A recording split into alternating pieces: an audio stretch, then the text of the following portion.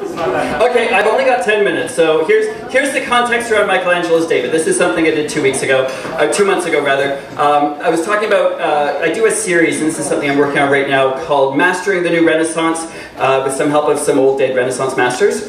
And I did a little bit on Michelangelo and how the David is alive. Has anyone seen David? The original? Yeah. Anyone who hasn't seen it, when I tell this story, thinks I'm crazy, and anyone who has seen it goes, yep, he's right.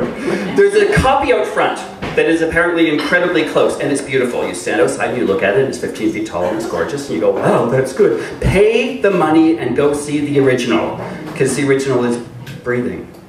And what I draw from that as a speaker is, you know, to be an original. But it's kind of like, you know, 500 years ago, this 15-foot naked white guy was walking through. I meant to do that. Was walking through the academy and someone said, hey, David, and he went, yeah?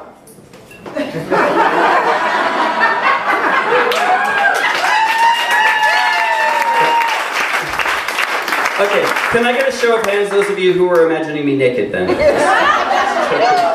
I'm sorry. I'm so sorry. Anyway, I'm not talking about Michelangelo. Last time I was here, I spoke about Michelangelo and Leonardo. I did not have time to talk about the other two Ninja Turtles. Today I want to talk about actually one of my favorite Renaissance artists, a writer, a guy by the name of William Shakespeare. We've all heard of him. This is not an English class. I will not be analyzing one of his plays, but I think these guys who really masters a life when the world was in incredible transition, right? The printing press in 1440 really revolutionized the way Europe thought about things and ushered in the Renaissance. And in the same way, I think the internet is doing the same thing for the world today. This massive influx of education. Poor kids in third world countries with a low, horrible, irritating, you know, really slow dial-up connection can have access to the greatest information on the planet. This is going to change the way the world works. And I think when we look at some of these people who mastered the last Renaissance, we can really get a handle on where the new Renaissance is going. So, Mr. William Shakespeare, one of my favorites, not going to look at any of his specific plays, but just sort of some of the information available on the outside of his life, stuff that's there in plain view if you just look at it. How did he become great in a way that we want to become great? Well, the first thing I want to point out is that Shakespeare wrote a lot. We have 37 of his plays. That is more than most people write in their entire life. We have 2 plays that we know of that we do not have, these lost plays. We have 3 or 4 that he may or may not have written. The guy wrote upwards of 40 plays. On top of that, he wrote 156 sonnets. On top of that, he wrote 5 great long poems. This was in the advent before the novel, so if you wanted to write a great, big, long, complex story and you didn't want to write it as a play, you wrote it as a poem. So in essence, he wrote 5 novels. 5 novels, upwards of 40 plays, 156 sonnets. He did this in 23 years. If you want to be great, figure out what you want to do and do a lot of it. The second point I want to make is that Shakespeare broke the rules. He knew them all. There's ample evidence in his plays that he knew what he was doing, he'd studied the classics, and he broke all of the rules when it served his purpose. Let me give you an example. One of my favorites. Romeo and Juliet, you tell me, comedy or tragedy? Comedy. Oh, you're messing with me. They die at the end, come on. Romeo and Juliet, one of the great tragedies of all time, right? It was a tragedy before Shakespeare wrote it. It is actually structured as a comedy. There's a masked ball, there's mistaken identities, there's lost letters, there's all kinds of these horrible things. He broke all the rules. One of my favorite comedies is Love's Labour's Lost. It's a bit obscure. Ridiculous premise, right? This prince of a fictional country decides one day that he needs to study. He needs to be a better king, he blah, blah, blah, blah, blah, blah. So he's going to not see any women for 2 years.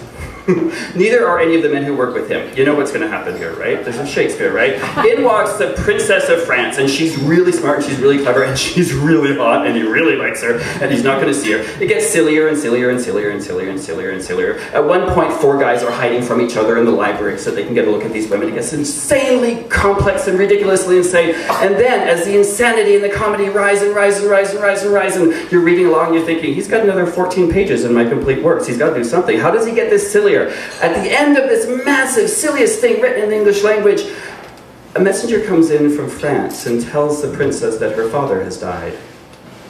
And she has to go back home and deal with all of that. And this great, silly, romantic comedy suddenly becomes very dark and very sad. It's breathtaking. He gets us laughing and then strangles us when we're not looking.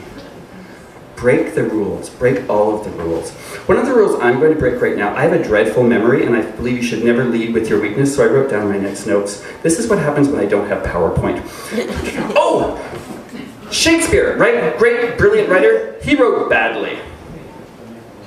Here's the terrible truth. If you were going to live a creative life, and I think all lives are creative on some level, you are going to do something bad. You're going to make a mistake. You're going to screw up. You're going to mess up. How many of you have seen, read, or even heard of Troilus and Cressida? You're an English major, aren't you? Yes. You are an English major. I get more answers when I speak at the university. Troilus and Cressida, forgive me, Shakespeare, you are my hero, is a bad play. It's not. It's okay. We can talk later. Shakespeare wrote this. You can argue that. I'm probably wrong. It's the darkest one. It is the darkest. Where does Cressida go?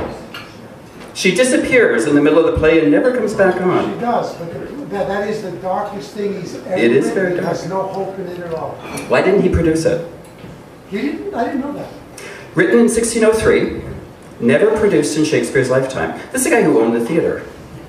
He writes his play, logs it in the annals of the City of London, 1603, sometime in the middle of the summer, I can't remember when, and never produces it. This is a man who owned the theatre. He didn't need to sell it to someone else. At some point he wrote it, read it, and said, I'm not putting this on. Everything the man wrote was not a masterpiece. Everything we make is not a masterpiece. We are going to make mistakes. We are going to do things that are less than perfect. We are going to do things that aren't going to echo through time into eternity. Troilus and Cressida is actually one of my favorites because I look at it and I go, it's not his masterpiece, in my opinion. In my opinion, it's not his masterpiece. It is very obscure, not very well known. As a writer, as a speaker, I find that very comforting. Very comforting. But next point. Oh! No, the rules, break them. Break that, next one. Oh, Shakespeare did, I've got 10 minutes, right? You see, you're laughing at me. These are not the jokes. When I fall off and do David, that's a joke.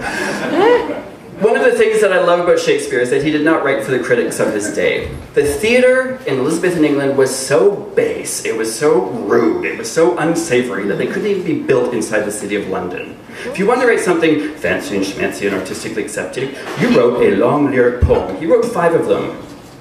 How many of you have read any of them? How many of you can name the title of 1 or 2 of them? That's not what we know of Shakespeare. We know of Shakespeare what he wrote for the people. The stuff that was not pretentious, not that his poems are pretentious, but his theater is absolutely not pretentious. It was written for you and I. It was written for people who were messed up and confused and didn't know what side of the road was coming on sometimes. If you're going to create great art, if you're going to create anything that is going to be great and lasting, don't try and impress anyone. Create something that is real and honest and living and alive, and it will work. Last point. I miss my PowerPoint. Shakespeare, in spite of the fact that he was writing down, knew that he was great. The sonnets, 150, this is why I don't teach math, 4 or 6, 150 and somewhat sonnets, were published roughly in the order that they were written, very roughly. Sonnet 18 might be the most famous poem in the history of the English language. Shall I compare thee to a summer's day? Thou art more lovely and more temperate. Rough winds, blah, blah, blah, blah, blah, blah, right?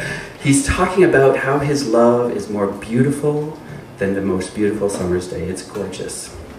The last 2 lines say, as long as men shall breathe, and I shall see, so long lives this, and this gives life to thee. What is he saying? So long as men shall breathe, as long as there are people breathing, and I sing, as long as we can see, as long as there are people on the planet, so long lives this.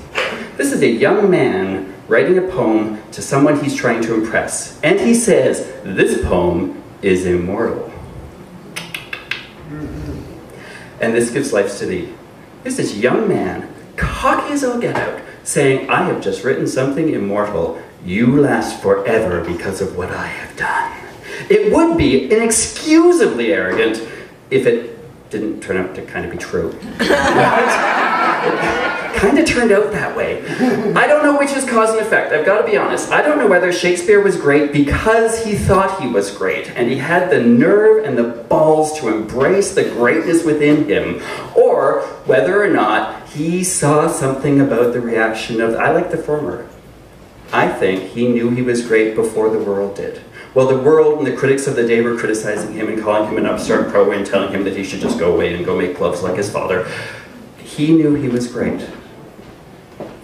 Do you know you're great? We all have a genius in us. I saw something on Facebook this morning, and it was on Facebook, so it must be true, right? No, seriously, I never doubt Facebook, right? This is a terrible misquote, and whoever wrote this, I apologize for. The quote said, "Everyone has a genius in us.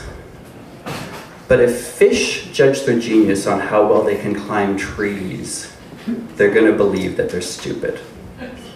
We all have a genius inside us. All of us will not write plays that last for eternity. All of us will not carve statues that will have us impressed and gawking at them in their wonderful magnificence and people in Toronto making bad copies of them, right? We won't all do that, but we all have greatness inside us. What is your genius? Do a lot of it. Don't worry if you mess up. The world will forgive your mess-ups. Last time I was talking about The Last Supper, the thing is molding because Leonardo didn't want to do a fresco because it was too much work. And now the thing is covered in mold. It's still magnificent. We're going to make mistakes. Welcome to humanity. Create lots, create big, dream big, and know that you are great, because that is the key to your greatness. And I'm done. Am I under 10 minutes this time? Probably not. I don't know, you're sitting there going, Thank you, it has been awesome.